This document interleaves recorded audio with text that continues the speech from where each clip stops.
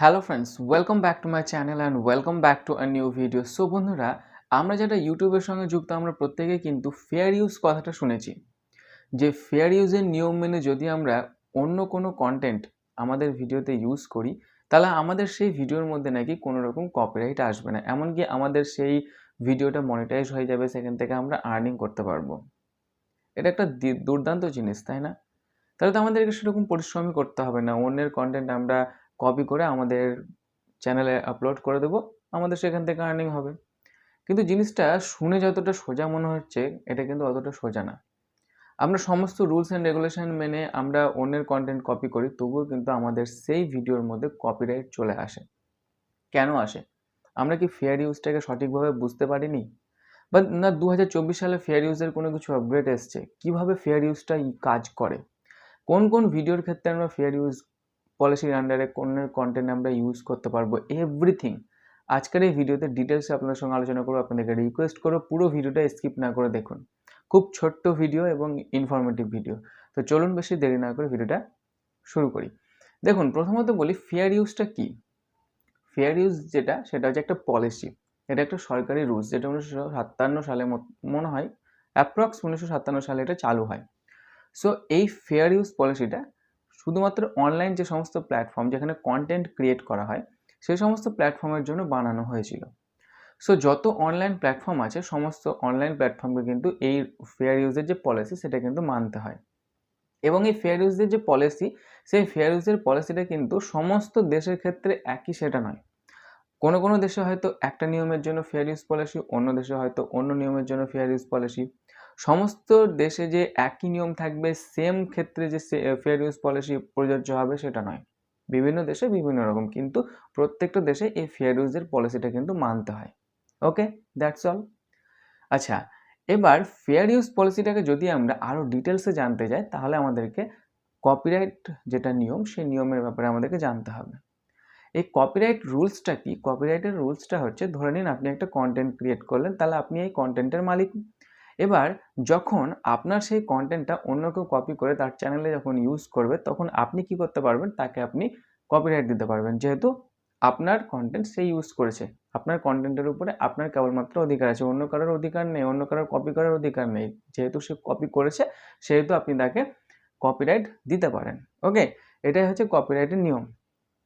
আচ্ছা, এই যে ফেয়ার ইউজ পলিসিটা তৈরি করা হয়েছিল, সেই ফেয়ার ইউজ পলিসিটার একটা আপগ্রেড আসে। সেটা 1976 সালের দিকে আসে একটা আপডেট। সেই আপডেটে বলা হয়েছিল, যদি কেউ অন্য কারোর content criticism purpose, mimicry purpose, education purpose, science purpose কিংবা নিউজ পারপাস, এই সমস্ত কারণে যদি ইউজ করে, তাহলে সেই ক্ষেত্রে তার সেই ভিডিওর মধ্যে বা তার চ্যানেলের মধ্যে কোনো রকম কপিরাইট আসবে না, বা আসার চান্সটা কম। কিন্তু এখানে ইউটিউব বলে দিয়েছে, এতে কিন্তু 100% শিওর নয় যে আপনার সেই চ্যানেলের মধ্যে বা ভিডিওর মধ্যে কপিরাইট আসবে না, আসার চান্সটা কম। ওকে, এবার এখানে তাহলে ইউটিউব সঠিকভাবে কেন বলছে না যে ফেয়ার ইউজের যদি একটা পলিসি, একটা রুলস থাকে, তাহলে ইউটিউব সঠিকভাবে কেন বলতে পারছে না যে কোন কোন ক্ষেত্রে ফেয়ার ইউজ চলবে, কোন কোন ক্ষেত্রে ফেয়ার ইউজ চলবে না? কারণ এটা সম্পূর্ণটাই কিন্তু ক্রিয়েটরের উপর নির্ভর করে। আপনি আপনার একটা কন্টেন্ট, আপনার সম্পূর্ণ অধিকার আছে যে কন্টেন্ট আপনি কি করবেন, ফেলে দেবেন, রেখে দেবেন, আপলোড করবেন, অন্য কাউকে কপি করতে দেবেন। এবার দেখা গেল অন্য কোনো কন্টেন্ট ক্রিয়েটার আপনার ভিডিও কপি করেছে, আপনার তাকে ভালো লাগলো, তাকে আপনি কপিরাইট নাও দিতে পারেন। সেটা সম্পূর্ণ আপনার উপর নির্ভর করছে। ইউটিউব কিন্তু সেখানে হস্তক্ষেপ করতে পারবে না।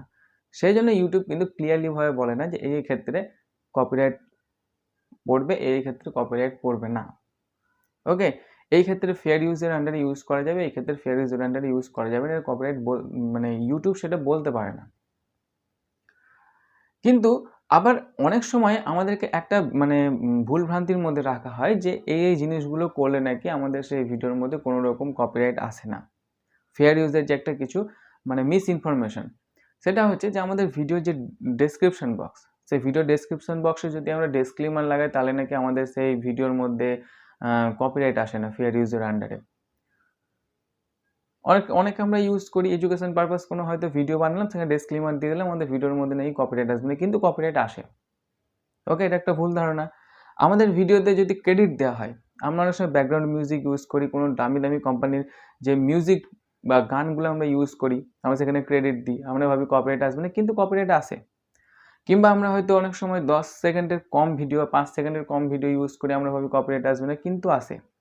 তাছাড়া আমরা হয়তো আমাদের পুরো কন্টেন্ট বানালাম, 1 সেকেন্ড, 2 সেকেন্ড, 5 সেকেন্ড, 10 সেকেন্ড হয়তো অন্য কারোর কন্টেন্ট কপি করে দিলাম, সেখানে হয়তো ভাবি আমাদের কোনো রকম কপিরাইট আসবে না, কিন্তু আসে। মুদ্রা কথা হচ্ছে এটাই, যার কন্টেন্ট, যার অধিকার আছে, সে যদি মনে করে যে তার ভিডিও কপি করা হয়েছে, কপিরাইট দেবো, তাহলে সে কপিরাইট দিতে পারে। আপনি যতই যা করুন, ডিসক্লেমার দেন, ক্রেডিট দেন, বা 10 সেকেন্ডের কম ইউজ করুন, বা সমস্ত রুলস অ্যান্ড রেগুলেশন মানুন, সমস্ত কিছু করে নেন, তবুও কিন্তু আপনার কপিরাইট আসবেই আসবে যদি আপনি অন্য কারোর কন্টেন্ট ইউজ করেন। তাহলে এটা থেকে বাঁচবেন কী করে? এটা থেকে বাঁচবেন বলতে সম্পূর্ণ শিওরলি বলা যাবে না যে আপনি কীভাবে বাঁচবেন। তবে এখানে আপনি আপনার ফেস ক্যাম ভিডিও ইউজ করবেন। ফেস ক্যাম ভিডিওর সাথে যদি অন্য কারোর কন্টেন্ট ইউজ করতে হয়, সেখানে আপনি একসাথে মার্জ করে আপনি ইউজ করতে পারেন। আপনার ভিডিও চলবে প্লাস তার ভিডিও চলবে। সেক্ষেত্রে কি হয় যে তার কন্টেন্ট তো কমপ্লিটলি পুরো ফ্রেমে আপনি দেখাচ্ছেন না, আপনার ভিডিওর সাথে ছোট্ট করে সাইডে দেখাচ্ছেন। সেই ক্ষেত্রে আপনার সেই ভিডিওটা ফেয়ার ইউজের আন্ডারে পড়ে এবং সেক্ষেত্রে কিন্তু কপিরাইট আসার চান্সটা কম। সেখানে আপনি সেটা করতে পারেন। তাছাড়া আপনি যদি ভয়েস ওভার চ্যানেল চালান, তাহলে কী করতে পারেন, আপনার voice over channel AI generated যে সমস্ত ভয়েস, সেগুলোতে কাজ হবে না। আপনি যদি নিজস্ব ভয়েস দিয়ে কাজ করেন, তাহলে কিন্তু আপনার অন্য কারোর কন্টেন্ট ইউজ করলে সেখানে কিন্তু কপিরাইট আসার চান্সটা কম ফেয়ার ইউজের আন্ডারে। ওকে, সেটা এডুকেশন পারপাস ভিডিও যদি বানান, তবে কিন্তু সেক্ষেত্রে কাজ করতে পারে, কিংবা এন্টারটেনিং মিমিক্রি পারপাস, কিংবা সায়েন্স পারপাস, কিংবা হয়তো দেখা গেল নিউজ পারপাস, এই সমস্ত ক্ষেত্রে ইউজ করলে কার্যকারী হতে পারে, কিন্তু 100% নয়। হ্যাঁ, মুদ্রা কথা হচ্ছে এটাই যে ফেয়ার ইউজের যে পলিসি, সেই ফেয়ার ইউজের পলিসিটা তো আছে, কিন্তু এখানে যে এই ক্ষেত্রে কাজ করলে যে আপনার ফেয়ার ইউজের পলিসির আন্ডারে যে কপিরাইট আসবে না, সেটা নয়, আসতেই পারে। আশা করি আজকের এই ভিডিওর মাধ্যমে আপনাদেরকে ফেয়ার ইউজ পলিসি যে 2024 সালের যে রুলস অ্যান্ড রেগুলেশন কীরকম ক্ষেত্রে কী হতে পারে, সেটা মোটামুটিভাবে একটা আইডিয়া আপনাদেরকে দিতে পেরেছি। ভিডিওটা কেমন লাগলো সেটা অবশ্যই কমেন্ট করে জানাবেন, আর যদি ভিডিওটি ভালো লাগে তাহলে অবশ্যই ভিডিওটি লাইক, শেয়ার এবং চ্যানেলটিকে সাবস্ক্রাইব করবেন। ধন্যবাদ।